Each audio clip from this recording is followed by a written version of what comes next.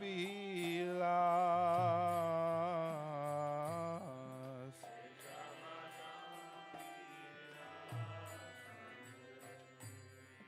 Jai koila vilas. Se sangana paya kande naro tamadas.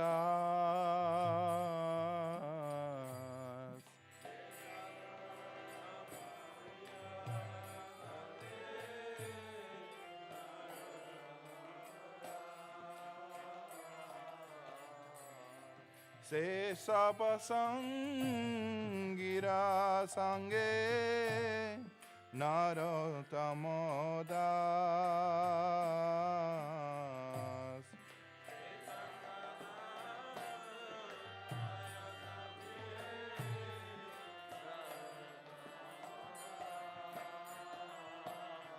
Jaya Nilo Premadana Karuna Prachur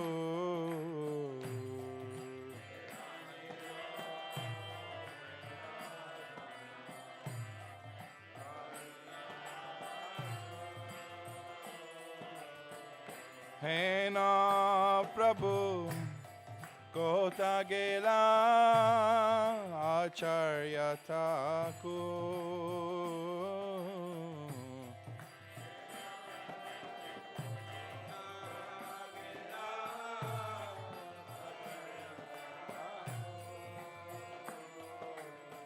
Hena Prabhu Kota Gela Acharya Thakur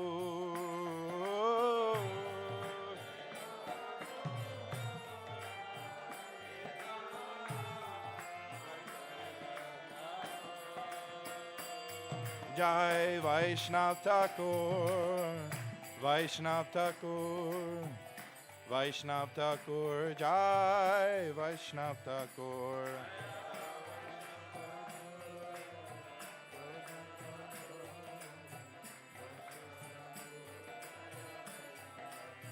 Jaya Vaishnav Thakur Vaishnav Thakur Vaishnav Thakur Jaya Vaishnav Thakur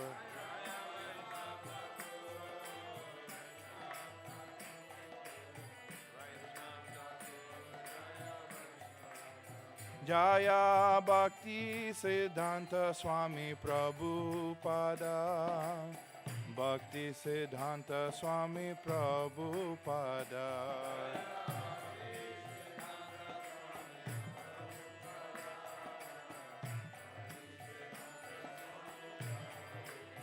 Jaya Bhakti Siddhanta Saraswati Thakur Bhakti Siddhanta Saraswati Thakur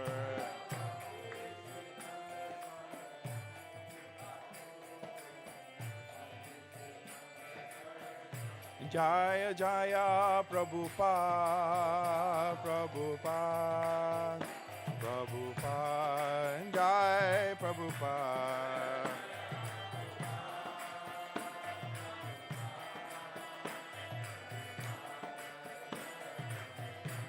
Jaya Guru Deva Guru Deva Guru Deva Jai Guru Deva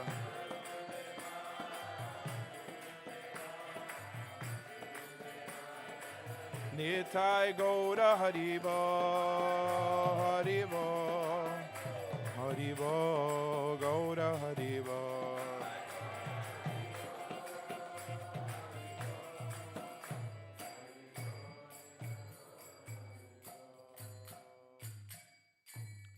He who brought the treasure of divine love and who was filled with compassion and mercy.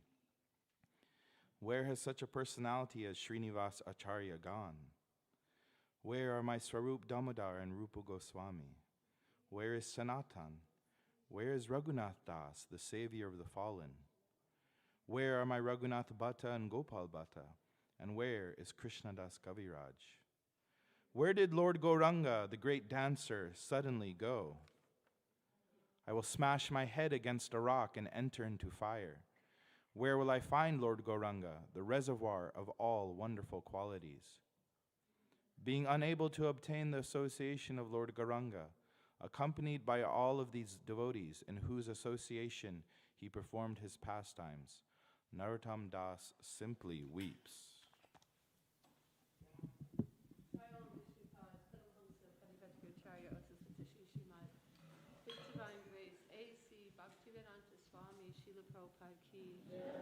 Vishnupad Paramahansa Parivajagacharya Asasata Shishimad, His Divine Grace, Srila Bhakti Siddhanta Saraswati Goswami Prabhupada Ki, Anantakoti Vaishnav Vrinda Ki, Namacharya Srila Haridas Thakur Ki, ISKCON Founder Acharya Srila Prabhupada Ki, Prem Sekaho Sri Krishna Chaitanya Prabhu Nityananda Sri Advaita Gadadhar Shivasadi Gaura Bhaktavinda Ki, Sri Sri Radha Krishna Go Gopinath Shamakunda Radha Kunda Giri Govardhan Ki, Yamuna Devi Ki, Ganga Devi Ki, Bhakti Devi Ki, Tulsi Devi Ki, Vrindavan Dham Ki, Mayapur Dham Ki, Sankirtan Yagya Ki, Gaur Premanandi, all glories the assembled devotees, all glories the assembled devotees, all glories the assembled devotees, all glories to Sri Sri Guru and Gauranga. Namo Vishnu Padaya Krishna Vastaya Putale Shrimate Bhakti. Om Jnana Timirandasya Gyananjana Shalakaya Chakshur Unmilitam Yena Tasmai Shri Guruve Namaha. Nama Om Vishnu Padaya Krishna Vastaya Bhutale Shrimate Bhakti Siddhanta Saraswati Goswami Iti Namani Shiva Shavanavi Devi Dayataya Kripam Daye Krishna Sambandha Vijnana Dayane Prabhave Namaha Madhuryo Jvala Premaja Shri Rupanuga Bhaktida Shri Gauda Krishna Shakti Vigrahaya Namostute. I was born in the darkness of ignorance, and my spiritual master opened my eyes with the torchlight of knowledge. I offer my respectful obeisances unto him.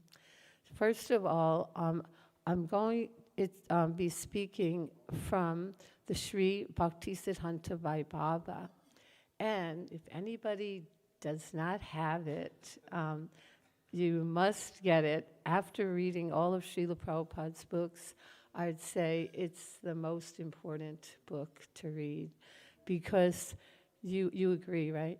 You know, it has because it has the whole history of our lineage, you know, before. You see what Srila Bhakti Siddhanta Saraswati went through so that we can be sitting here today in this temple. It's because of him ordering our Srila Prabhupada, requesting him that he come to the Western world and that to deliver Krishna consciousness.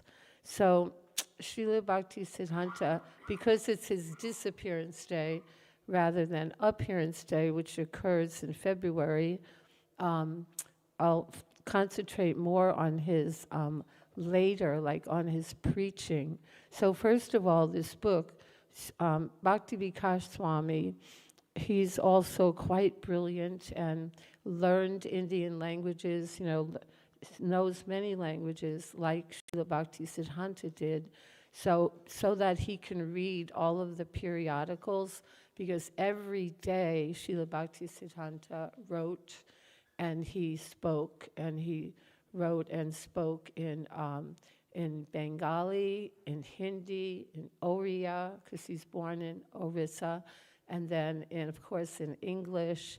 And he was fluent in speaking and writing in all of these languages. So Bhakti Vikas Swami himself studied all these languages so that he can read all of the periodicals. Now, first of all, he started gathering information and reading, and then he stopped for 20 years and went preaching in Bengal, in different parts. And so then he came back 20 years later to take up this task. By that time, almost all of Srila Bhakti Siddhanta's disciples had already left their body.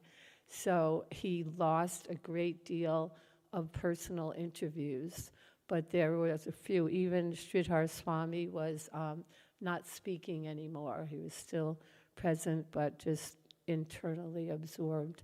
And there was one devotee, Jati Shekhar. He was young, very young when he joined Bhakti Siddhanta, so he was still alive, and he gave him, he spent weeks with him.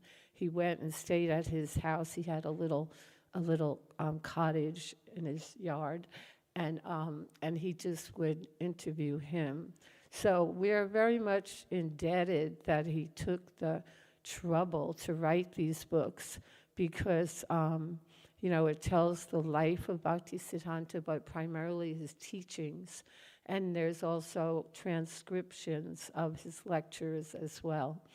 And we can learn so much, because it wasn't easy. And at this time, we know the climate. British ruled India for about 200 years, starting off the Indian trading company, started off as business exchanges, but then gradually, they thought, they colonized India and said, this is the crown jewel of the British Empire. They recognized the greatness, but they said, so all we have to do is change these brown Indian people into English people. And so then they'll really be great. So that's their thought. Of course, they think that so much is paganism and, from our scriptures, superstition. And so they didn't have high regard for the philosophy, you can say. But so we see they infiltrated and were very successful in a lot of ways. Then, of course, the Gandhian movement worked to, overthrow that.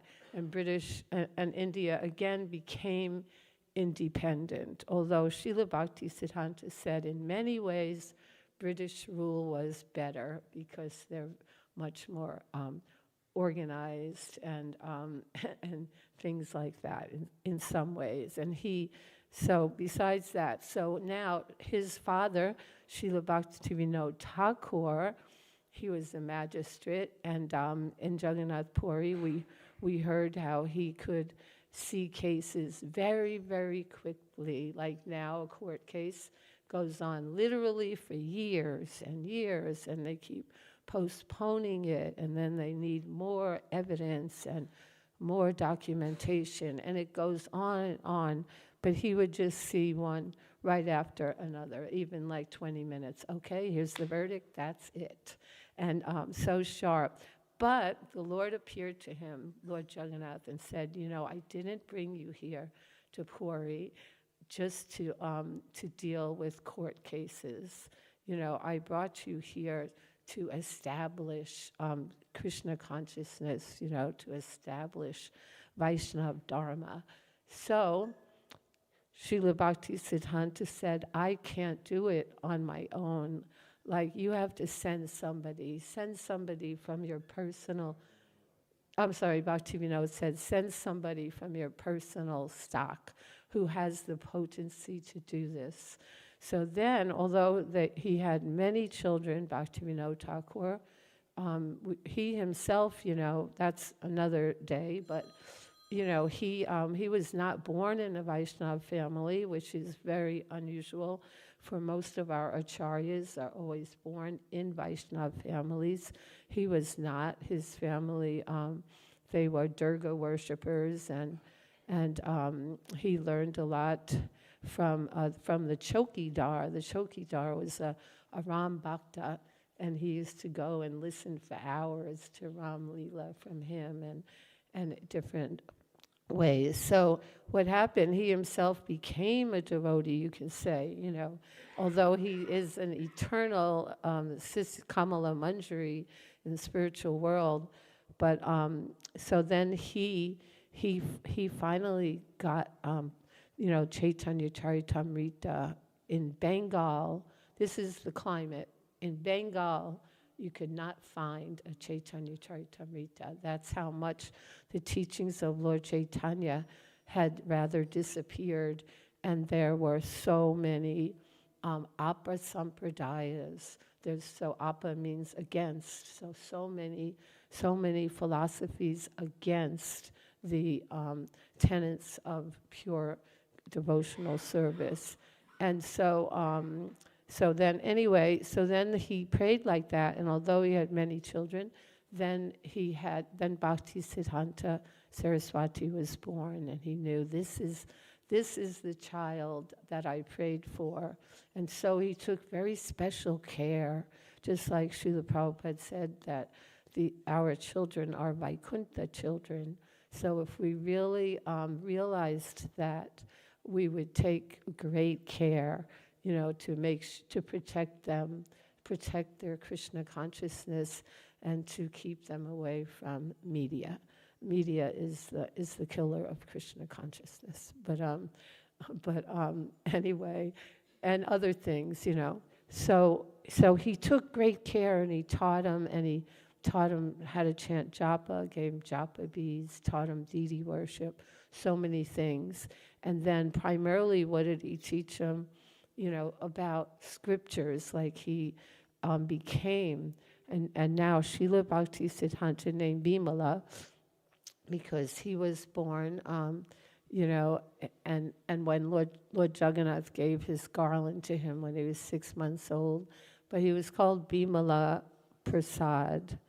And so what happened was he learned how to actually edit books for Bhaktivinoda Thakur, and everything about publishing books. So, in other words, Srila Bhakti Siddhanta later was able to get a real printing press, and then he put that printing press right next to the altar and installed it like a deity, because we know the importance of transcendental literature. And he was very much, so Bhakti Siddhanta learned all of this, not only writing and editing and proofreading, but also how to work the printing press and everything about it. So there's so much that it's in a very short time that we have. It's difficult to choose what to speak from. So I'll just look in the index and see. One thing is that Srila Bhaktivinoda and he chanted 1 billion names of japa for one period. It took almost 10 years, chanting every day for hours and hours. And those of you who have been to Bhaktivinoda Thakur's house, you saw the room that they chanted in. It's just like a closet, up the stairs. What's it called? His house is Bhavan, something Bhavan. And you go upstairs, and it's all stone, and it's like a closet, but it's all stone. So of course, the sound, there's no, how if you're just in an enclosed stone room, the sound will be very good acoustics. And plus, in the very, very hot weather, it's a little cooler in there. But he chanted for almost 10 years, preparing himself for his mission, because before that, and it wasn't all he did, he was still preaching and writing while he was chanting, but before that he had studied Jyotisha, astronomy and astrology, and he was the most expert. He would have been considered the best astronomer in the whole world. And what happened, he had students, and then they had this kind of convention where astronomers would present their finds.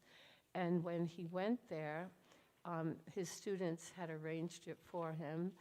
And this is, before sannyas. So he was practically done with it, because now he was focusing on scripture and done. But they were like, oh, please, just do this one last one. So what happened, because he had written the Surya Siddhanta, and that had been commissioned by a Christian minister from America to interpret Vedic cosmology as compatible, with the Christian, doctrine and all.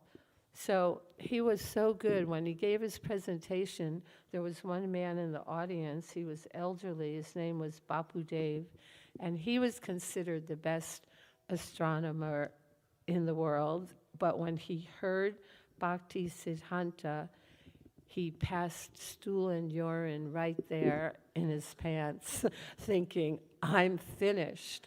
I'm done, like my whole reputation. But then Bhakti Siddhanta said, that's it. I'm not anymore engaging in this. I'm not studying it. I'm not going to, because I just want to focus on preaching. So now he decides, all right, now that means I need a guru.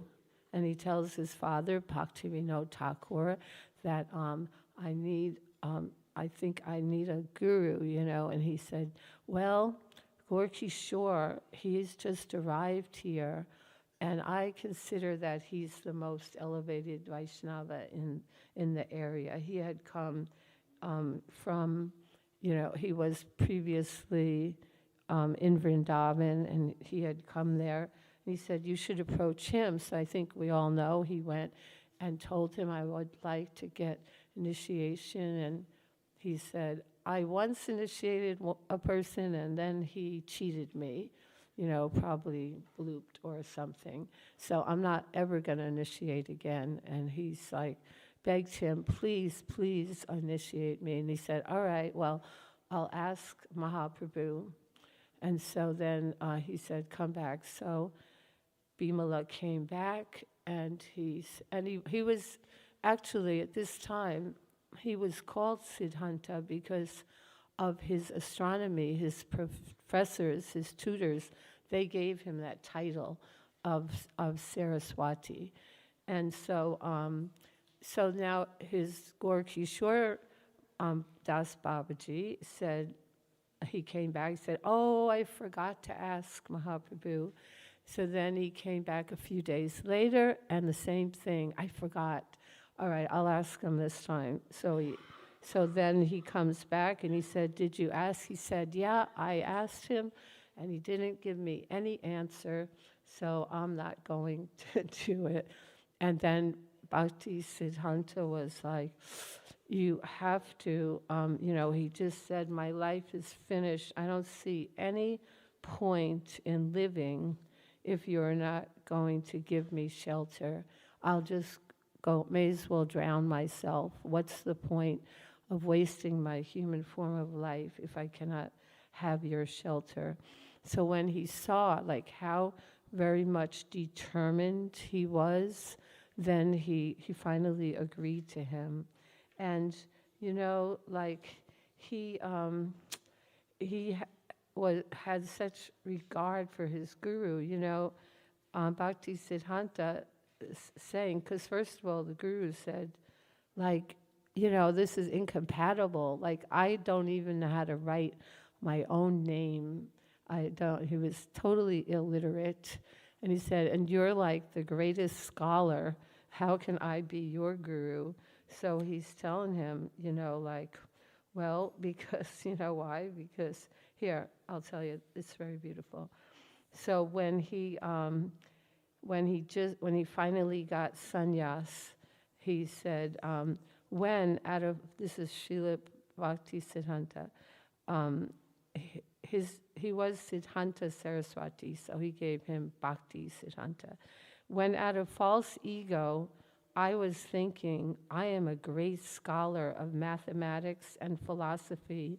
Let any big pandit come at any time, day or night, and I will cut his propositions to pieces. At that time, I got the darshan of the lotus feet of Sri Guru Dev. He ignored everything that was previously appreciated in me, my truthfulness, my moral and pious life, and my intellectualism, knowing them to be of little value. When I saw that he ignored whatever was good in me, I realized how good he himself must be, who could neglect so many, quote, good qualities in me. What inconceivable wealth he possessed. Being neglected by him, I understood that there was no one more fallen and contemptible than myself. That was my actual identity. The very things that I adjudged desiderata,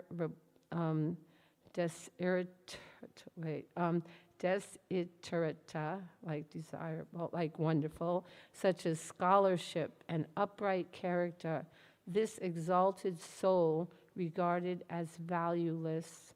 I apprehended that within himself this noble personality possessed priceless treasure. I then pondered that either he is extremely puffed up or is exceedingly merciful. I then haughtily said to my Guru Dev, you are a worshiper of that cheater and debauch, Krishna, so why would you be compassionate to someone like me, dedicated to ordinary morality? Anyway, it goes on, but he says, how my guru just smashed to pieces all of my previous conceptions of myself, and he had so much regard. Now, what happened was, Srila Bhaktivinoda was his strong Shiksha guru too, and Gorkishore is his Shiksha guru. And so what happened was, in a very short time, in about a year and a half, they both left this world, and he was feeling extremely bereft. But before that, there was the Bali Guy showdown. This was a whole convention, and at this convention, they were to ascertain what's better, a Vaishnava or a Brahmana. And so Bhaktivinoda Thakur was requested to come and speak, but he got very ill. And it said he probably got ill because he really didn't want to do it, because his guru, like Bhaktivinoda's Diksha guru, he was also of the opinion that that you had to be a Brahmin and that Brahmanism. So he thought, I can't go and speak contrary to my guru. So he asked Bhakti Siddhanta, can you do it? And so he went and wrote something, and then he came and showed it to Bhaktivinoda, he was sick, he was in bed actually. And then when he read it, he said, now I feel very confident that Mahaprabhu's mission is in the right hands. So it was a whole convention. It was very well organized, and by the Pujari, Bhaktivinoda had good relations also with Radharaman Temple, and the Pujari, or the head there, he was the mediator. So there's this whole convention, and all these Brahmins get up and they're speaking. Everyone gets time. It's actually like a debate, but one at a time speaks. So then finally it's Bhakti Siddhanta's turn, and he just starts from the scriptures glorifying the Brahmins, and they're all like, yes, we knew it. The Brahmins are the best. And then he ends his talk like this, and if a Brahmin is fortunate, then he can become a Vaishnava. And they all were in uproar, like, what? They jumped up on their feet saying he's bogus, but all of the public that were there, they just rushed to touch his feet, and they were applauding and everything, and they all wanted to touch his feet, so the police had to keep them back, and they took him into the back room, and they dunked his feet in a bucket of water. Then they went out and just sprinkled the water so everyone could get the dust. But anyway, so very brilliant, and so it wasn't easy. So now when they left, it was so difficult for him. He he just like withdrew, like he didn't go out anymore, and he didn't write anymore, and he just was internal and thinking, what can I do? I have no strength to go on without my gurus. Like, who's gonna, because anything he wrote, Bhaktivinoda Thakur would critique it. So now who's gonna critique my writing? Who's gonna correct me? Who's gonna smash me? Like, he just felt really despondent. And then one day, he was just sitting. And then he wasn't eating anymore, like hardly any prasadam. He wasn't sleeping. He was just in this internal like dilemma. So then, I don't know, you can't really see, but I personally love illustrations and paintings, but it's black and white. But I don't know, you probably can't see. But what happened was he was just sitting in his room, and all of a sudden, if you can imagine, all these personalities appeared, spurti. So he wasn't asleep. It wasn't exactly a dream. He was awake, and but a spurti. And right in front of him, at the yoga pit, he saw the whole. They all came from the east. The Panchatattva, the 6 Goswamis of Vrindavan, Srila Jagannath Das Babaji Maharaj, Srila Bhaktivinoda Thakur, Srila Gaurkishore Das Babaji Maharaj, and numerous other devotees of Lord Chaitanya. And they all spoke to him. They said, Saraswati, why are you worrying? Begin the task of establishing Shuddha Bhakti, distribute Gauravani universally, expand service to Gauranam, Gauradam, and Gaurakam. With unbreached enthusiasm, broadcast Bhakti Siddhanta. We are eternally with you, ready to help. The support of unlimited people, immeasurable opulence, and boundless scholarship await you. Right in the middle, so they're telling him, they await you. Oh, here we go. They await the blessing to serve your mission. All will manifest when required. Come forward with full strength to distribute the message of Mahaprabhu's Prema Dharma throughout the globe. No worldly hindrance or menace will be able to obstruct this undertaking of yours. We are forever with you. So, imagine, so this was in the evening. So then in the morning, the next morning, there were a few disciples there with him, and they tried to bring him some prasadam and, whatever they could do. He was not really accepting too much service. But when they went in, here he was like totally effulgent, and he was so much happy. And he told them, go get my manuscript, and right away he started writing again and planning preaching tours. So preaching he did, and very, very quickly he expanded the Gaudiya Math in a very short time. I mean, opened over 100 temples or 108 temples in a short amount of time.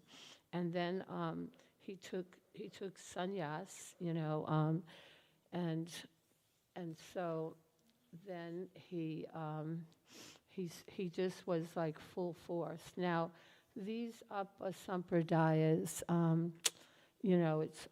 it's hard to even speak of them, like how deviant they were, but how they had such a stronghold.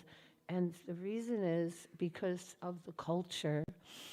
Just like now, Indians, they have so much of a culture, like the family thing, like how they, like Westerners, we all leave home when we're 18, and if we don't, our parents ask us to often, even though, but they like stay together forever, and like someone has a baby and they come like Shreya's having her parents for 4 months and then his parents for 4 months. I'm like, 8 months of your parents, and they give their parents the master bedroom and everything. Like do you know how many devotees I know, when their parents visit them for 3 days, they don't even stay with them. They stay at a hotel because they don't like the lifestyle and devotees don't like their lifestyle.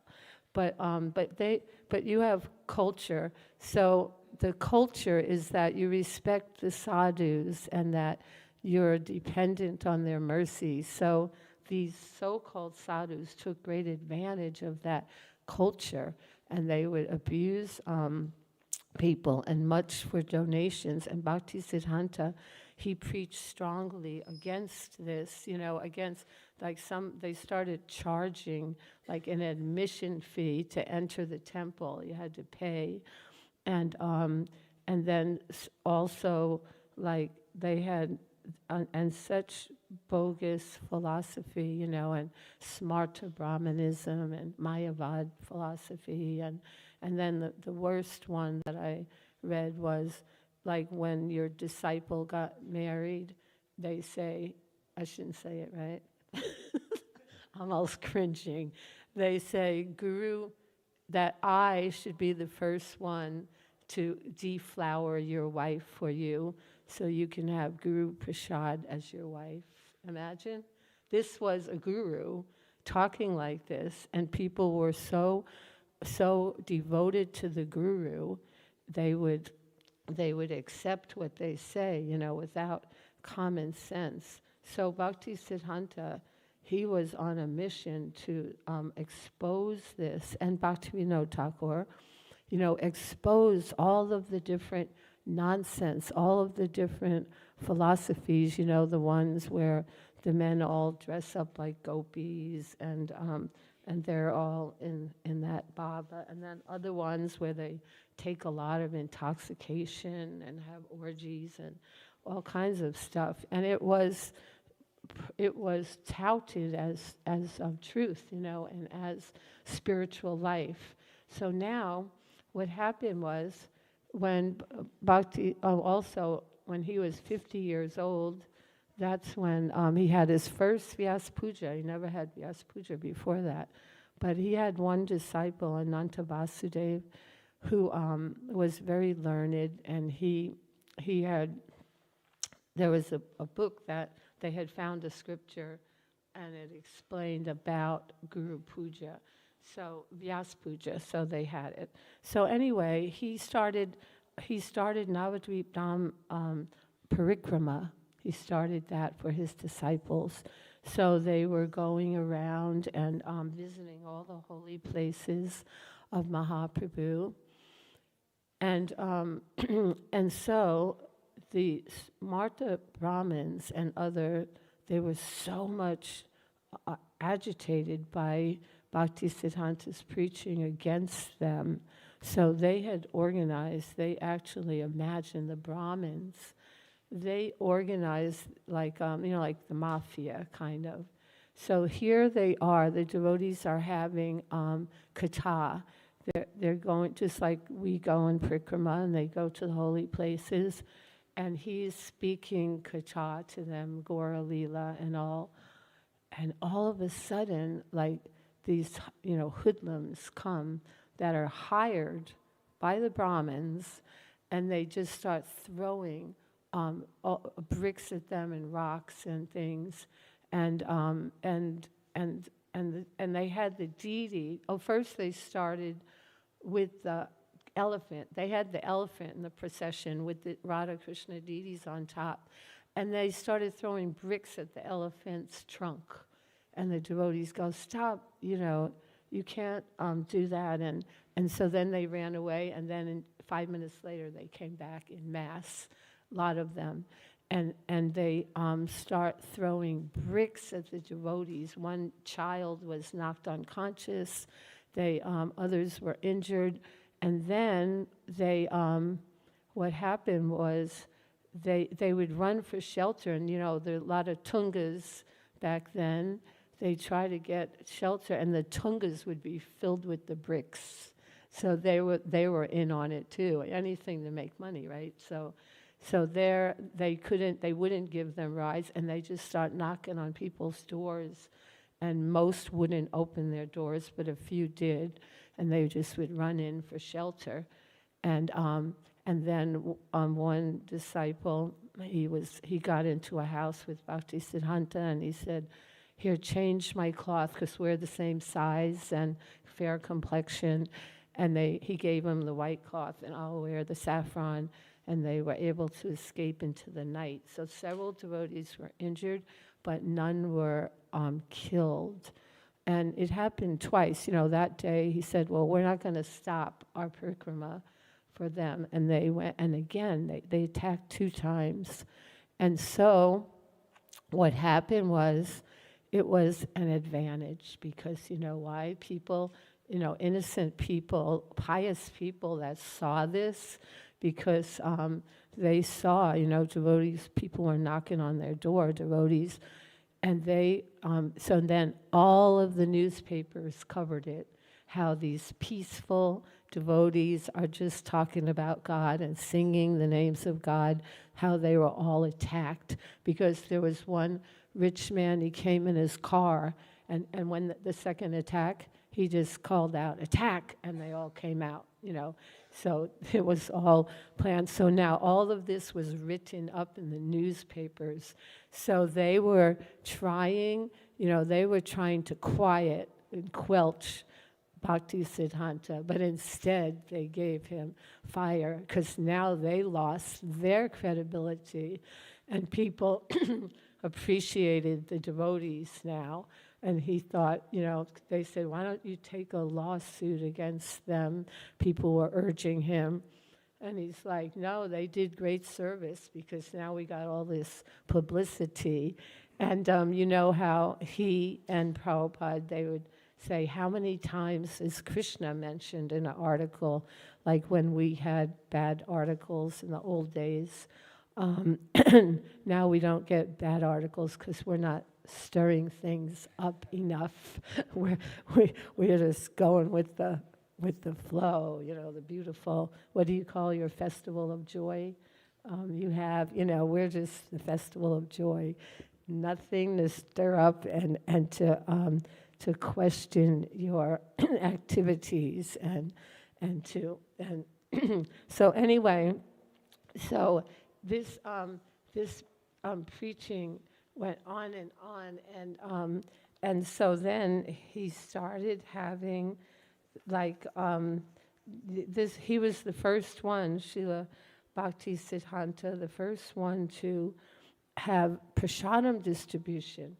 We know even today when you go to temples in India, you get prasad, right? Mahaprasad. You get 6 little sugar balls, and it's, we appreciate it, and charnamrita, and you get prasad, and people are very respectful. But he started real prasad, at Govardhan, for Govardhan Puja, a big, huge mountain of prasadam, and then it became a regular thing at their programs.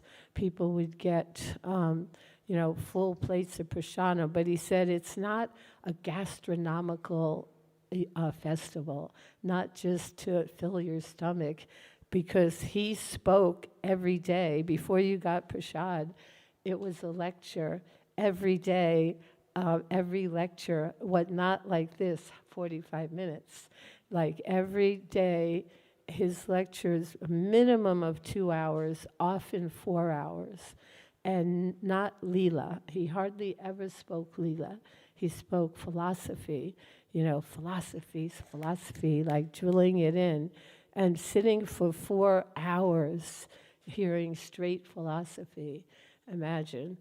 Like so much so that some disciples, they were farmers, they had come, they were totally illiterate, but by sitting at his feet and hearing every day, they became so learned that people, when they would go out for preaching, people thought they are learned college graduates, just because they knew the philosophy so well. And every day, the devotees would go out for preaching. They would go early in the morning and go door to door and try to distribute magazines and collect donations. And then I think this is a really brilliant thing. Then when they came back for lunchtime, after lunch they had istagosti. So that means when you're out preaching, you meet somebody, or you may be a new devotee, and you think, and you say to them, I don't know, I'll tell you tomorrow. So you go back at the istagosti and you present any, that was the main topic. Does anyone have questions? It wasn't like, we have to put our shoes in the shoe room because, don't clutter up the hallway with shoes, it looks bad. Like our istagostis are often house rules, but their istagostis were philosophy. Like everyone, so that was so nice because you knew where you were. You asked the question, and then you go back to the person and answer their question.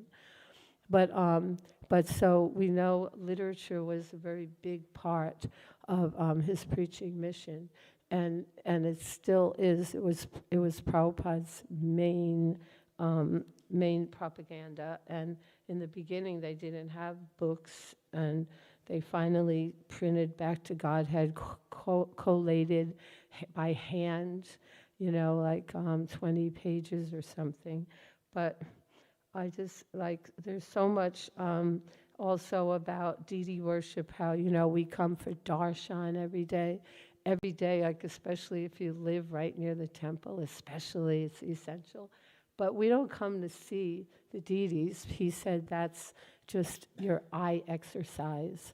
We come so the deities will see us. So there's the seer and the seen. So we want to be seen by the Lord. That, I've come here. I've come to pay my homage to you and to beg for your mercy and offer my heart to you. We want the deity to see us, that we're here, that we're showing up for them. But let me see, one thing is, let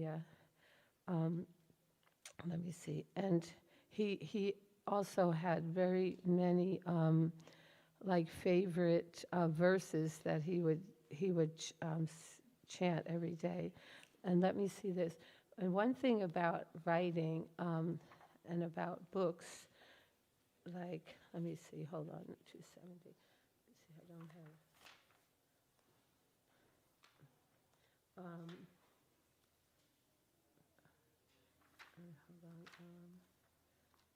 Saraswati Shastra. Here. He said that that it won't be long. Let me see. It's really profound. That he was saying it won't be long before these books are going to be translated into all the languages of the world. And now, do you know how many languages these books are translated into? Anybody know? I don't really know, but a lot of hundreds of languages, hundreds of languages. And he said that they're going to be in all the languages, even the languages of the animals and the vegetable tribes. So how that will be, I don't know, but great, and I can't find it now. But anyway, so much. What time is it now? Anybody know? I don't see a clock here. 8:30? It's supposed to end at 8:30? Oh, there it is, right there, the digital, a little bit. Okay, so I know because people want to chant their japa before the kirtan starts, but since it's a fast day, we can spend a little more time. What did you say? Fasting till noon today. I will, that will be the final. So these Gaudiya mats, and I was talking this morning, Narottam was talking, I don't know if any of you feel a little intimidated by Srila Bhakti Siddhanta, because I know I did until I read these books, because he looks kind of stern and he's so erudite. Even like he gave a lecture at this big to these great pundits. You know, they were very learned in the scripture, and then their leader said they can't understand anything he said. They can't understand it because he had such a great vocabulary, and he was so strict with himself. You know, he observed Chaturmasya, and his father told him not to do it anymore because he was getting sick, and even when he was very ill, he was so determined to preach. But he actually was very soft-hearted too. You have to be soft-hearted to do that kind of preaching. We all heard about how one time the commissioner of the police was approached with a bribe that, you know, we want to assassinate him, and can you not say anything? And the police said, we usually take bribes, but he came and told Bhakti Siddhanta, we usually take bribes, but not for a saintly person. But that's only once. His life was threatened many times. I mean, you just heard about the bricks. And then when he was in Puri, every year they would go, Bhakti Vinod would spend a month at Jagannath Puri, just giving every night a reading in Chaitanya Charitamrita. And there was it's right near, you know, the Tota Gopinath temple. There's another ashram, and they, you know, they do that mantra, Nitai Gaur Radhe Shyam, Radhe Krishna, Hare Ram, something like that. And he was so against that, and Bhakti Siddhanta started posting little billboards on all the trees. That is a bogus mantra. It's not. So they were going to assassinate him too, and his father told him, you need to get out of here. You know, your life's in danger. I want you to go to Mayapur and develop it. He said, Mayapur is nothing but jungle. There was no road or anything. It was a jungle, but there were tulsis growing there. Muslims lived there nearby, and his father sent him to Mayapur to develop it. And now look, TOVP and like just incredible. And we know even that road, it's Bhakti Siddhanta Road. One of his disciples built the road from the Ghat to Yoga Pit. And so it was like that, like he actually started developing it. And then we know because Bhakti Vinod Thakur had that vision too, seeing that someday, you know, that someday this will all be developed, and there will be a big temple, and devotees from all over the world will be chanting Jai Sachinandana Gaura Hari, Jai Sachinandana Gaura Hari, and so the prediction. Now, so towards, since it's getting, there's so much. Before I tell about the end. Also, you know, collecting money, things were so much cheaper back then. They were building a temple for like 15,000 rupees or something. I mean, it was a lot. Like now we just go to the MBT restaurant, right, and spend that. But, oh gosh, I'm sorry, that must have been an offense to say that. But anyway, once they were building a temple, so he went and you know, the devotees raised funds. Thank you, sorry about that, I guess. And that's another advantage of sitting on the floor. My water. So then they brought, one man said, okay, I'm going to give half. Yeah, it was 30. I'm going to give half now, 15, and then I'll give 15 in a couple of months. So he brought it. And Bhakti Siddhanta said, great, now we can do the theistic exhibition. And he said, but this man gave the money for the construction of the temple. said, that's okay, we'll collect more for the construction. He never held on to money. He right away spent it on construction and prasadam distribution and deity worship and all. So anyway, this theistic exhibition, the Festival of India, it was fashioned after this. But this theistic exhibition, it was like the Festival of India, only more like, the World Fair kind of. It was an entire city block, square, like just think of, a mile. It was a mile, square mile. So go a mile 4 ways, and it was all within there. And it was like the circus. They traveled on the train. They would spend a whole month at each place, and they were collecting donations for this. And there were exhibitions, like they had. Maduha used to have the four different ashrams and everything, and then they have in all the different languages. And one thing, the best thing of all, for each exhibit, like there would be all kinds of, diorama exhibits. There would be cultural dance and music, and but the brahmacharis wouldn't watch the dances.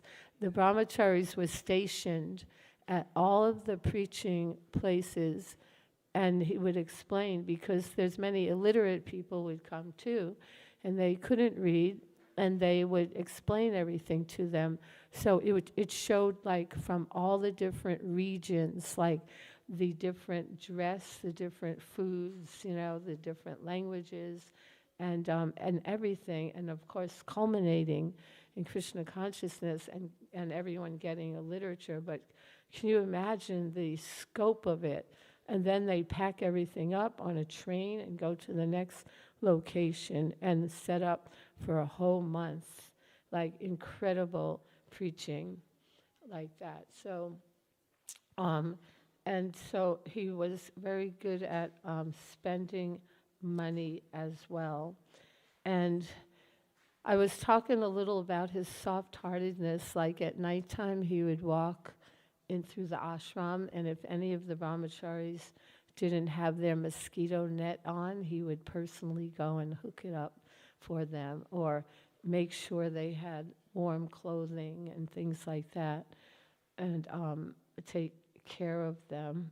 But they used to, my husband's always telling everyone you shouldn't eat at night, because when the sun goes down, your fire of digestion slows down. But they wouldn't eat until the deities took rest. They wouldn't eat dinner. So the deities take rest at 9 o'clock. So at 9:30 they had their dinner. But everyone had to go to Mangal Arati, just like when we were, in the old days, everybody had to go to Mangal Arati that lived at the temple. And so suppose you're sick. He say, okay, if you're so sick, then you can come and lean against the back wall, to take a shower, lean against the back wall for the Mangal Arati, then you could go back to bed. Even if you have malaria or whatever, typhoid fever, And so everyone had to be there for that. And they used to, they didn't chant japa right. They had long morning programs because they would chant bhajans and different prayers and all, like till from 4:30 till 6 o'clock, they would have their Mangal Arati. But there's pictures. So I guess I'll move on to the very end of his life, because he left at a young age, relatively. Those of you who are young think it's old. Those of us, it's 9 years younger than I am today. So at only 61 years old, it's relatively young, especially someone who has such a strong mission. But and he actually did experience some kind of health issues. He had hernia and a lot of different pain, but he wouldn't stop he just would continue. And even when thieves, they would come and he was big on gardens, that there always had to be gardens. So they have their own flower garlands and vegetable gardens. But sometimes thieves would come, and then and then one of them got caught, and they brought him to him, and he said, just give him vegetables and give him some money too. He's stealing because he's hungry and all. But let's see here. Hold on. It's funny. Okay, so 1:11. This is really hard to recount. But at the end, he said, I'm kind of disgusted, and that's why he was leaving early, because for about the last 3 years, he started speaking about leaving. Like when he would speak, he'd say, the residual portion of my life, or now in this last stage of my life, he would say, I don't have much time left, and I don't know how much longer Krishna will keep me here. And he wrote, just as Maharaj Pariksit listened to Bhagavatam in his last days, I too desire the association of devotees in my final days. Where there is no Hari Katha, it doesn't matter how many friends and relatives are there or how comfortable the situation is. In my concluding sojourn, such places and associations strike me as extremely unnecessary and undesirable. So he just, like he said, he wanted to be surrounded by Krishna Katha, Hari Katha. And then I told you how every day the devotees were going out, but one person said to him, it seems like your brahmacharis are losing their edge. And he said, I know. Now it's like cooking, washing pots, taking a nap, getting up, cooking, washing the pots, cooking, eating, washing the pots, taking a nap. And he was like feeling like disgusted, he said, that this is a vital in preaching movement, that we have so much work to do. And so he just started like preparing, like often saying things like that. So what happened was, one morning he spoke to Sundarananda. Sundarananda and Ananta Vasudeva were his two most scholarly devotees. And then we know Kunja Bihari, he told him, I want you to manage. You're such a good manager. And the Chaitanya Mat in Mayapur, they have a deity of him there because he became the Acharya later on. And here's on the end cap. So Kunja Bihari was a pragmatic personality, very good at organizing, and sometimes there'd be conflicts between the managers and the intellectuals, kind of. But so what happened was, he told him, he said, he spoke, all right, so the evening of the 18th of December, 1936, in his room at the Sri Gaudiya Math, he spoke to Sundarananda Prabhu and a few Western devotees, his cheeks becoming red with excitement as he forcefully condemned false discipleship in his last talk before he manifested the Leela of being bedridden, never to rise again. So he gave this whole talk, and then, so that was the December 18th, and then he passed away December 31st. And so for the last 12 days, he was bedridden. He just was in bed and he didn't talk. And so what happened though, he spoke to some people and he gave them the night before that he left, he did give a talk, and told them how to carry on and how to be strong and not to deviate. And let's see. Oh, wow. So he asked, and we know how on the morning of, this is the morning of December 31st, he asked Sridhar Swami to chant Sri Rupa Manjari Pada. So he started singing, and after he started singing, Kunja Bihari, he told them stop, and he asked Pranavananda to chant, because Pranavananda sang very beautifully. But he said, he told them, you sing, and then Saraswati, Bhakti Siddhanta Saraswati, he said, no, Sridhar Maharaj should continue, because I'm not concerned with melodious intonations, because Sridhar Swami was more of an advanced devotee. And then he asked Naveen Krishna to chant Bhaktivinoda Thakur's song, Tanhu Daya Sangha Tarayate Prana, and the translation is, O Lord, I am extremely unfortunate.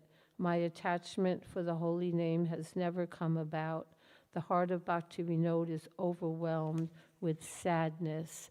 And then when he heard that, he just clapped his hand to his forehead, and profuse tears of humility decorated his cheeks, warning of the lamentable plight of being unattached to the holy name. And then Naveen Krishna Prabhu stopped singing. So that was, that was December 31st. So then he told, so that was the night, then December 31st in the morning, he had some devotees gather, and he ordered them to construct a Natya Mandir at Swananda Sukhada Kunja, and he asked one disciple, among yourselves, who do you consider most knowledgeable of Siddhanta? And anybody know? What? Do you know? That's another thing, yeah. Ananta Vasudev, they call him Vasudev. Do you know Srila Prabhupada? I mean, he was not a sannyasi, he was a householder, a pharmacist. He was not counted like in the last book, it has a list of all of his prominent disciples. Srila Prabhupada was not. Srila Prabhupada rose later, because you know how he was giving a lecture, and all these, all the sannyasis were in the front with the dandas, and he said, one day, one of you is going to cross the ocean and bring back the whole world. And the sannyasis are thinking, who, me? And then he just looked right at Prabhupada, was sitting right there, and his eyes went right to him. And, Prabhupada's just sitting towards the back and the side, and not recognized. We see Prabhupada harbored that instruction in his heart for all of those years, and then came to America much later. So he wasn't recognized except Srila Bhakti Siddhanta said, I have noted him because he likes to hear.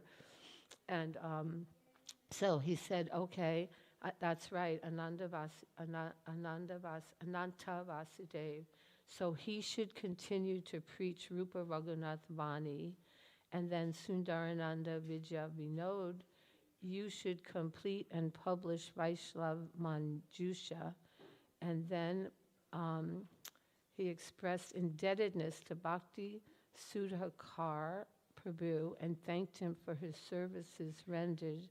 and encouraged Rajeshwar Prasad Prabhu of Patna to remain enthusiastic, and he asked that his thanks be conveyed to Sakhi Charana Bhakti Vijaya Prabhu for his service to Sri Dham Mayapur.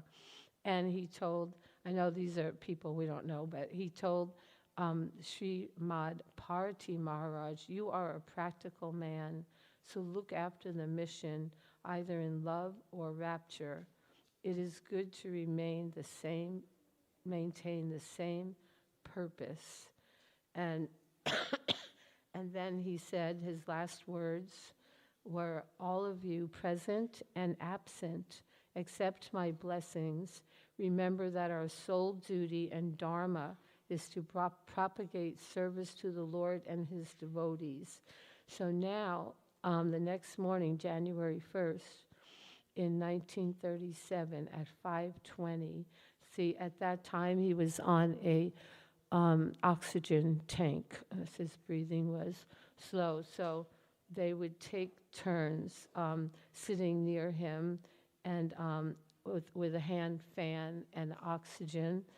And so at 5:20, Pranavananda, it was his shift, and then Krishnananda Brahmachari came in, and so he, when he heard him, he said, "Who's there?" Bhakti Siddhanta said, "Who is there?" And then, "It's me, Pranavananda. It's me, Pranavananda, Prabhupada."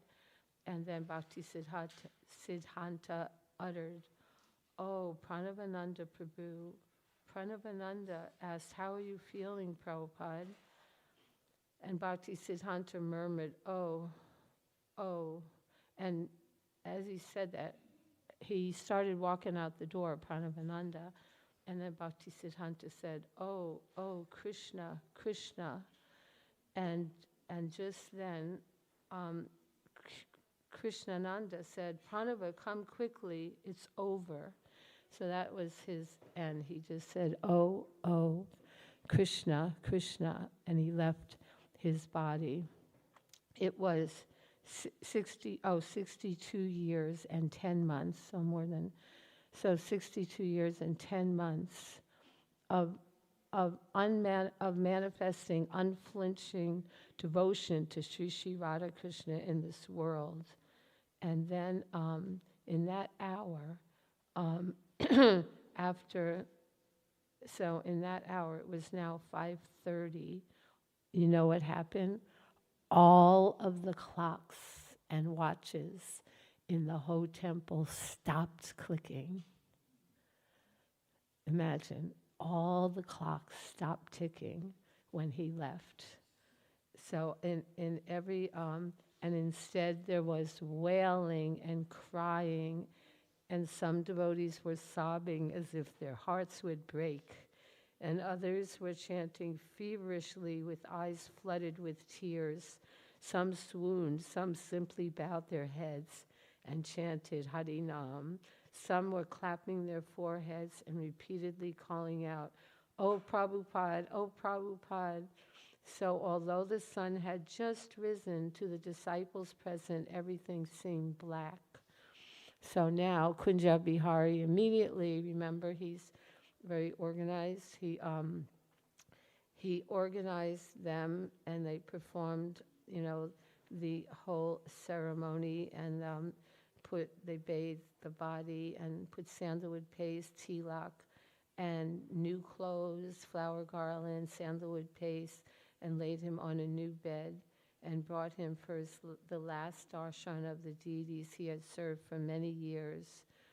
And the devotees circumambulated, and they offered artik and puja, and they continued amid continuous kirtan, and they sang Jai Anilo Prema, and then very quickly news spread to all of his. Imagine he has over 100 temples, and the news spread. Although they had telephone then, and so at 10 o'clock in the morning, they took him for the darshan of the deities, and a huge crowd was waiting. And there, they strapped his bedstead to and carried it. Let's see. Then the bedstead with the spiritual body strapped to it was carried from Bagh Bazaar to Shidla station on the shoulders of disciples with massive Sankirtan. And it took a while because so many people were the public, they wanted to have darshan, pay obeisances, and they went to the train. And he had already ordered, Kunja Bihari, he said, I'm reserving a whole train car, for when you get the notice, it has to be ready. So they had a whole train, and then when they got to Krishnagara, the bed was put on the roof of a bus, and then across the river, and then, how did it get across the river? But crossing the river by boat, they continued by foot. So then, and on the train, when they'd go on the train station, whenever it stopped, any disciples who lived near there, they would come also for final darshan, so whatever time was allotted. So anyway, we're extremely fortunate that he is in our lineage, and we're so much connected to him because of Srila Prabhupada being his disciple. And so we owe a lot of gratitude to him.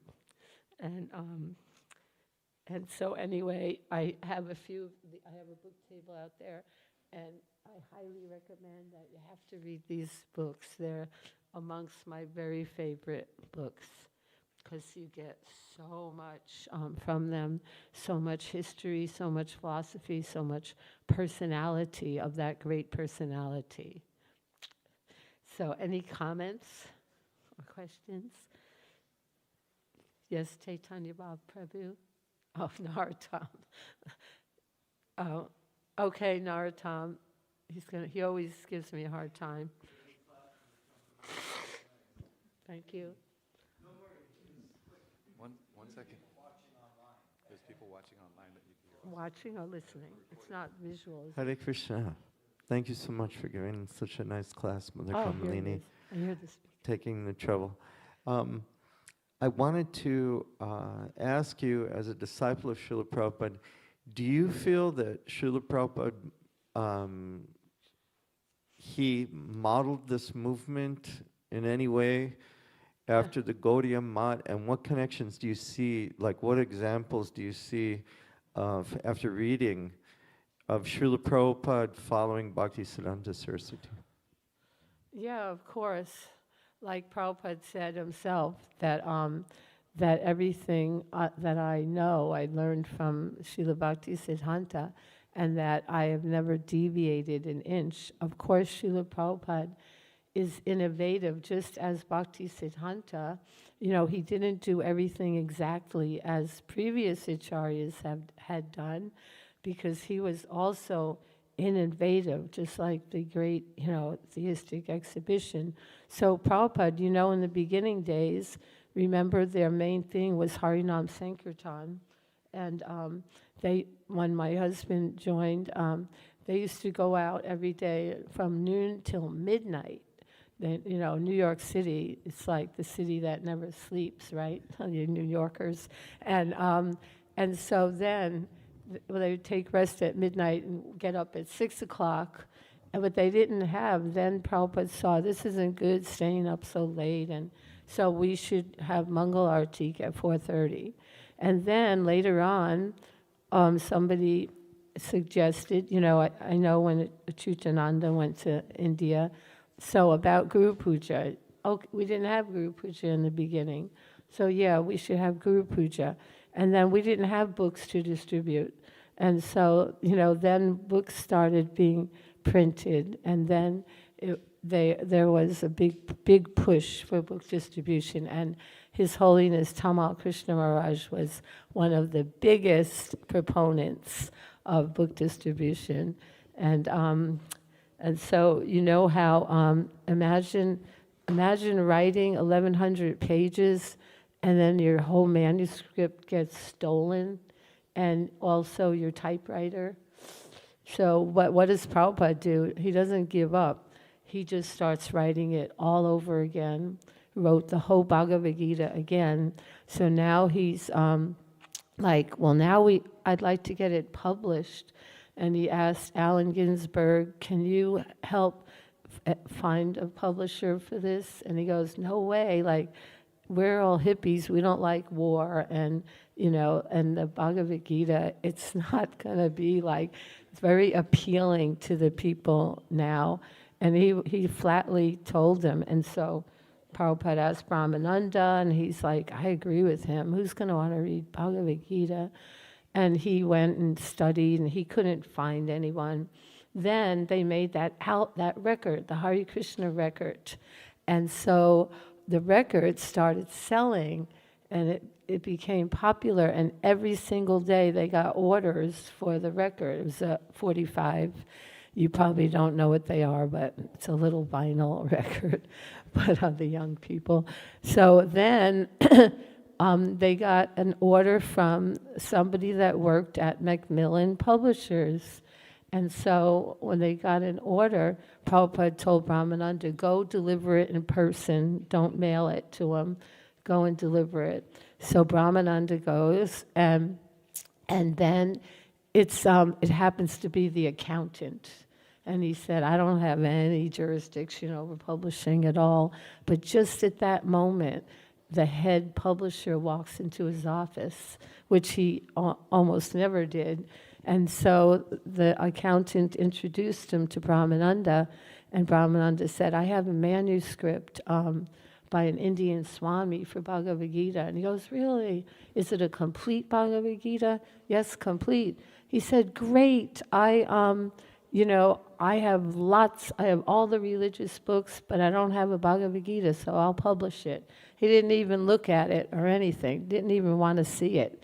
And he just said, I'll publish it. So imagine Brahmananda, just how ecstatic, but how mystical it was. And then he went back and told Prabhupada, they're going to publish it. And Prabhupada's like, of course, he didn't think it was such a miracle, because everything is a miracle of just how Prabhupada was able to spread Krishna consciousness. But, they had no books, they finally started Back to Godhead, and it used to be ads, but for all the hippie things, and he didn't like it. And then they laid them out, and devotees would, like an assembly line, take one page, and then staple them together. Brahmananda worked at some office, and he borrowed their stapler and staples and all. But yeah, then from there, just after Bhagavad Gita, they all sat in warehouses. They weren't the devotees would get them, and they were in the basement, stacks of first teachings of Lord Chaitanya, then Bhagavad Gita, and then Krishna book, boxes and boxes sitting. Even now in some temples, they're also sitting, but then just the explosion happened kind of all at once, group of devotees in San Francisco, group in LA, and then Mahatma was in Vancouver, and all at the same time they discovered that actually you can distribute a big book, like that. Because we used to distribute Back to Godhead, thousands of Back to Godheads, but then we discovered that it's possible. And now what to speak of Krishna life, sets of Bhagavatam, right, everywhere I go. Like yesterday we went to Sam's Club, and I'm like, if those boys were here, they'd be distributing sets of Bhagavatams in the parking lot of Sam's Club. Everywhere they go, sets of Bhagavatam, that's $300.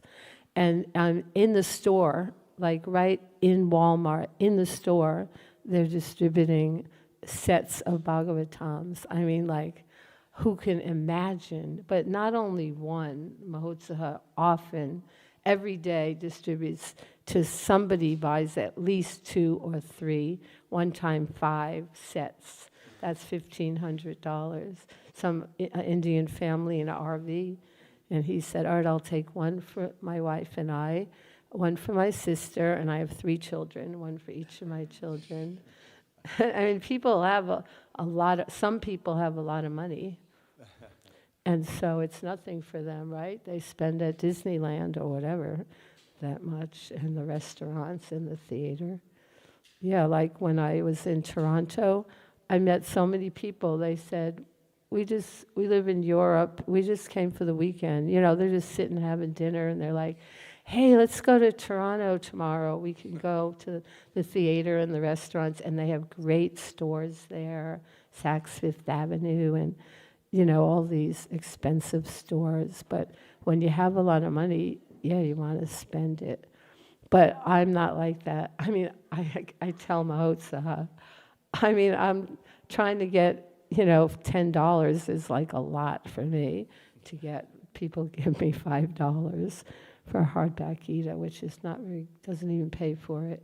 But still, the mentality, like you ask Mahotsaha Prabhu, what do you say? What do you say? And he always says, it's not what you say, it's what you pray. So like that. You could say the same thing that anyone else says, but if we're not praying to Krishna to be empowered, then we're not going to be. So like that. And don't think that you don't know how. Don't think I can't do it. I don't know what to say. Everybody says, I don't know what to say. You do know what to say because you know so much. And the thing is, you don't say, you ask. You let them say. Ask them questions. And then they say, and then when they say, you say back to them. But it's a dialogue, because, you know, I've seen devotees, it's a monologue. Here, we're showing the, here you go, we're taking this, and that person never says a word, you know, where they're from, what their name is. So you connect with them, get them to talk. The more they can talk, not that much, though. You don't want them to tell their whole life story, you know, because you want to talk to a lot of people. But anyway, everyone try it. We have. Okay, so now we are all, you had a question, Chaitanya Prabhu. He's a very good son and friend of mine because we have a reading group and he's getting his PhD, but still has brought people to the reading group as well. And very erudite. Whenever he's on the call, I get real intimidated because he's so smart. But yes. Thank you so much, Mataji, for that amazing class. We are so fortunate that you're here during Kirtan 50 for the disappearance of Bhakti Siddhanta Saraswati. So we could hear about him from you. I think you're the best person to talk about him. Mataji, I had this question. So like he was an acharya, and so how did he like balance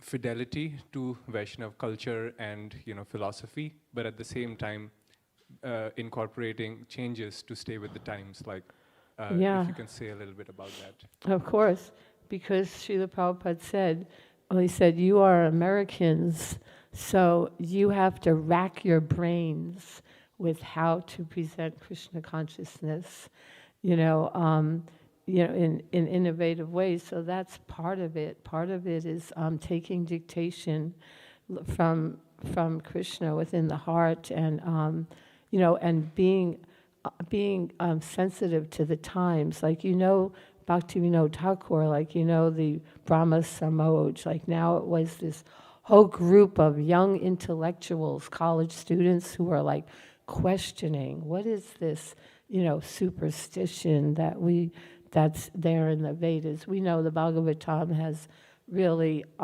so many narrations that defy logic, and they questioned it all. So he didn't run away from that.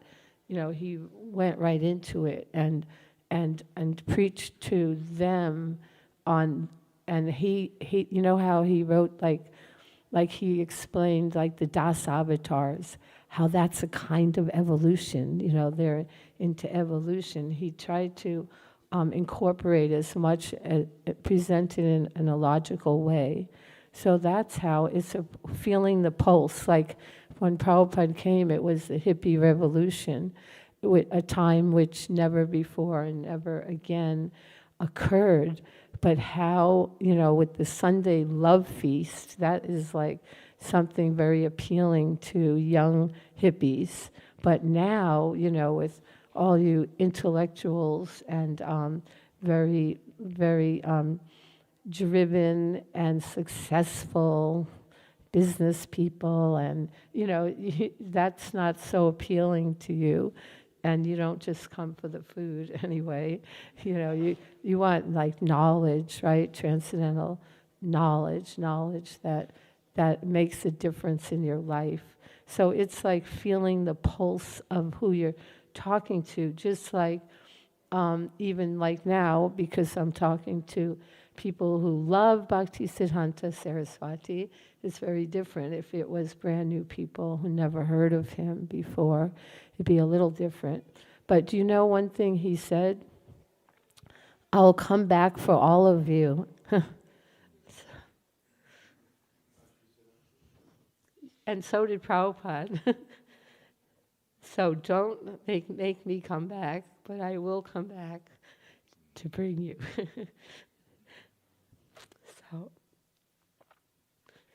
So yeah, incredible compassion they have. Oh, 'cause anybody else have a comment? Yes, Prabhu? Jai. Oh, yes, sorry, one Oh. second. So, It's almost time. no, we can let the class go until 9:30. We have kirtan starting at 9:30. I know many devotees are fasting, but I just want to mention for any parents with children or anybody that needs to take prasadam, it's being served now. So you're welcome to go, Okay. but class will keep going until 9:30. Well, what time is it now? Oh, there's a clock. Oh, that's 9:12. long. Really? Should I? We didn't, and we already did the climax. Hare Krishna, my dear mother. It's a pleasure listening to your class. Anyway, I have a question. How do you reconcile the strictness of Bhaktisiddhanta Saraswati and the softness and like open-mindedness of Srila Prabhupada in how to preach in the Western world? My question is, I fear orthodoxism. I fear that because, you know, in the strict following of the process and preaching that way, I have seen personally, and personally myself, I cannot reject kind of this, I don't know if it's a strictness, but it's like how to be able to give Krishna consciousness to people that doesn't understand the standard of following strictly, you know, the regulations and all that, but, you know, you want to bring them into Krishna consciousness in a more palatable way, without, you know, scaring them that the process is so Demanding. strict and demanding, you know, that they're gonna just one day go like, I'm out of here. yeah. Right. And it sounds like that's what you do, and that's why you're asking these questions, because you have that experience of doing that, you know, because everyone's an individual. And so we can't give everybody the same treatment, you know, like that. Like you say, if somebody's too delicate and that by demanding too much, then they will go away, then that's not good. So the thing is that we know the holy name is the most potent, prasadam and the holy name.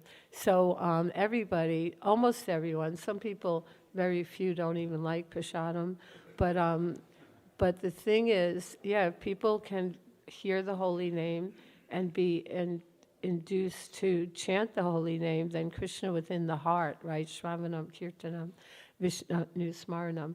But Shrindvatam Svat Kata Krishna Punya Shravana Kirtana Vijanchastoya Bajrani Vidunoti Saritsatam.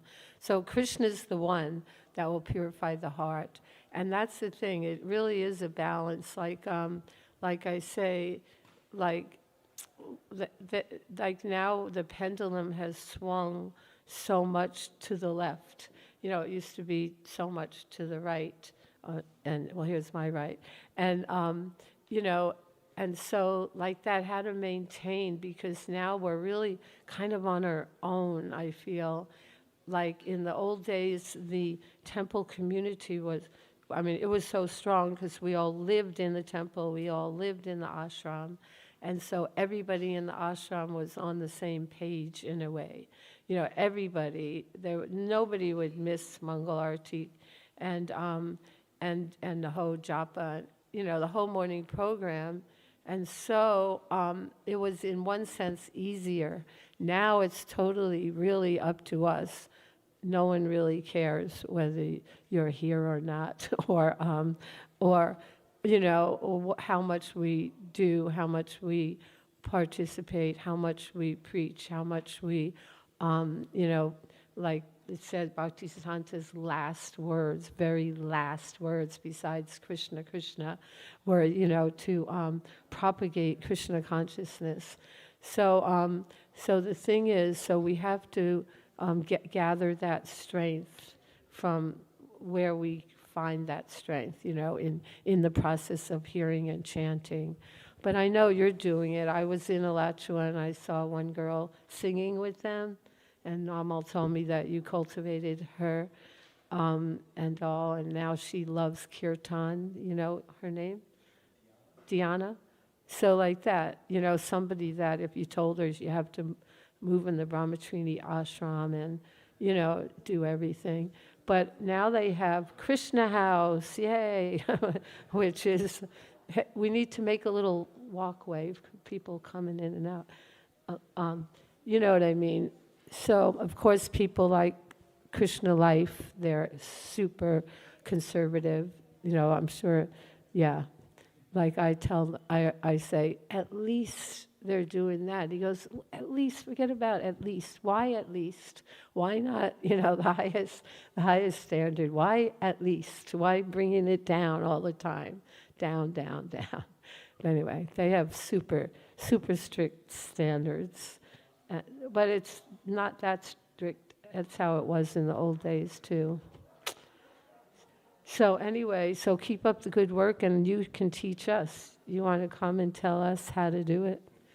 But, you know, the thing is, I feel we're afraid to speak strongly, and afraid that people will, you know, like that, go away. But we must speak strongly, you know.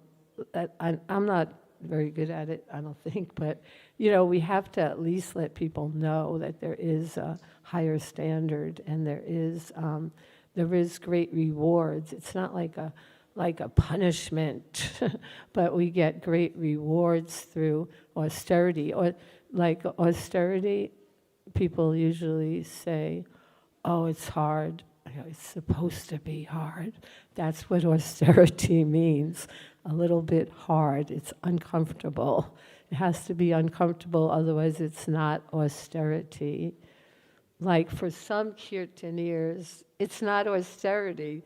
They just love it so much, and they just sit there for hours and hours and hours. And then others, we have to force ourselves, because we know it's the Yuga Dharma, and that we must do it. And then, and then there's a taste develops.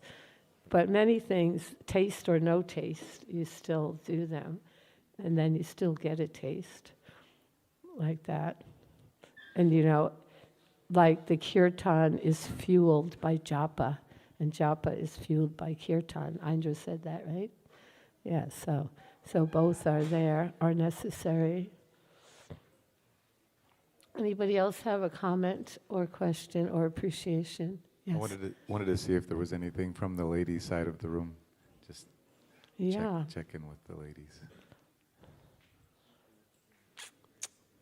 Oh, there's a lady. Water. Hare Krishna Mata, please accept my humble Jai, obeisances. Hare Krishna, please accept my humble obeisances. This wasn't on something that Srila Bhakti Siddhanta Saraswati Thakur mentioned, but it's along the discussion that we've been having. So I've heard that we must keep the principle, while spreading the movement and preaching, we must keep the principles, like the core foundation of ISKCON and Gaudiya Vaishnavism, prevalent and change the details to suit the time, place, and circumstance. And that failing to keep the principle is dangerous. But I've also heard that failing to change the details is even more dangerous than changing the principle itself. Is that true? And if so, how is that true? Well, as we mentioned, that it's that people will go away and they won't take up the chanting of Hare Krishna. If we are still talking to, like, let's see, someone was telling me yesterday that something is still, it was Narottam, something still, it's still the way it used to be. And that people just won't relate to it, if we don't change the detail, if we don't adapt to the times, to the mentality. I mean, like, before there was no such thing as computers. Imagine, there were no iPhones, there was no Instagram. None of that existed. And so, if we were like, no, we're not, we're going to stay away from that. But that's the principle of yukta vairagya. Rupa Goswami said we utilize everything in Krishna's service. So, just like Prabhupada used the dictaphone, Prabhupada crossed, and Bhakti Siddhanta, it was, like I mentioned in the very, very beginning today, how much adherence to the culture. And the sadhu culture was you never wear shoes and you never ride in a car. But Bhakti Siddhanta, every temple had a car. They had a temple car for preaching. He said, not for going to the doctors, not for going to the gym. He didn't allow them to go to the gym. And he said, only for preaching. And then that was shunned upon. He wore a coat, and there he doesn't have, but he wore his coat, and this is an English coat, that was shunned upon. Sadhus don't dress like that. Sadhus don't wear shoes, and these chairs, and you know what I mean. So, but he's there. I don't care. He's aiming for the class of people, the intellectuals, because the intellectuals will influence the mass of people. So you talk, differently to the intellectuals than the mass of people, like Prabhu was saying, Premananda Gaur. So, is that okay? What were you reading? Whose quote is that? I wasn't reading. I heard it in a lecture that was given by Maharaj in ISKCON. Oh, Maharaj? Yes, the sannyasi. You don't want to say his name? Oh, is he a controversial No, figure? Swayam Bhagavan Keshava Swami. Oh, everyone loves him. Anything he says is cool. And he's so practical, right? Like practical advice. Yeah. Anything else? If I knew I was going to have a long time, I would have spaced it out differently. What you want him to say? Okay, so anybody else have anything that because you all have a relationship with Bhakti Siddhanta, we all do, our grandfather or our great-grandfather. And so Prabhupada said the grandfather is more merciful than the father. And plus children are better behaved for their grandparents than their parents, usually. But yeah. Mataji, Okay. just one so- quick question. Oh, here you are. So we are here for Kirtan 50. We'll be doing a lot of Kirtan. So any instruction from Bhakti Siddhanta Saraswati or in general that we should keep in mind as we are doing Kirtan for all these days. Yeah, and you know how, he gave a lot of instruction about kirtan, and also the main thing, purity is the force. The more, especially if you're a leader, then the more that you can be internally pure, the more potent it'll be. Like, one may sing very beautifully, but this is a kind of hard one, even if someone doesn't have a great voice, but they have devotion, then, that is very potent. So trying to, it's not for my enjoyment. That's the main thing. I'm not singing, I really, how on our reading, I even said, don't keep saying, I really like this. I say, instead say, I appreciate this point, because it's not what we like. So the kirtan is, ta-da, for the Lord's pleasure. It makes him so happy, and Srimati Radharani, they love hearing their holy names. And so if we remember, what's going to make them happy, what's going to make the Lord happy, not just, and then a byproduct, just like any service, the byproduct is the feeling that we get from engaging in the service. But main thing is, focusing on, it's not just like a concert for my pleasure. Right? You want to say a word about that? Here, give him the mic. Oh. I know Ayendra Prabhu quoted, this is from Bhakti Siddhanta, I think he said, to the degree that one believes or doesn't believe that the solution to any problem, both materially or spiritually, is Hari Kirtan, to that degree one is an atheist. An atheist? Yeah, so if you don't believe right, that right. it is, yeah. then so as you gradually see that reality, that any problem I have, I should perform Hari Kirtan is the solution, then you're becoming more and more God conscious. More theistic. Jai, thank you. That's great ending note. So now we'll all